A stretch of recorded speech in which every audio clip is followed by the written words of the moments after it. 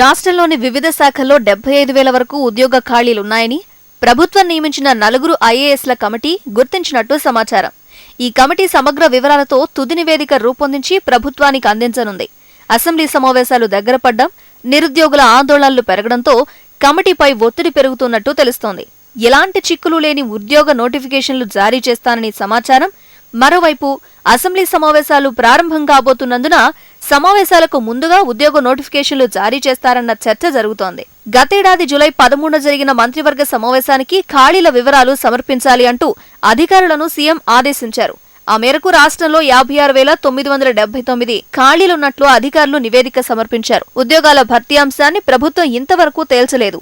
ఖాళీల భర్తీకి జాబ్ క్యాలెండర్ను రూపొందించాలని మంత్రివర్గం ఆదేశాలు జారీ చేసింది. అనంతరం ఆర్థిక, సాధారణ పరిపాలన శాఖల అధికారులు 67,128 ఖాళీలను గుర్తించారు.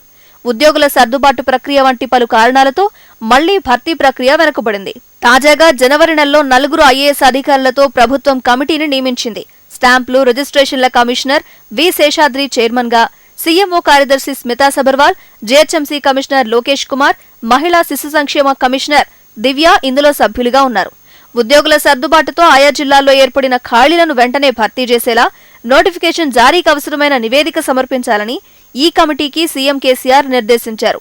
కొత్తగా మున్సిపాలిటీలు, మున్సిపల్ కార్పొరేషన్లను కలుపుకొని మొత్తం 147 మున్సిపాలిటీలు, కార్పొరేషన్లలో దాదాపు 5,000 కొత్త పోస్టుల అవసరమంటూ ఐఏఎస్ల కమిటీకి పురపాలక శాఖ నివేదించినట్లు తెలిసింది. 5,000 పైగా ఉన్న విలేజ్ రెవెన్యూ ఆఫీసర్, వీఆర్ఓలను పంచాయతీరాజ్ తదితర శాఖల్లో విలీనం చేయబోతున్నారు.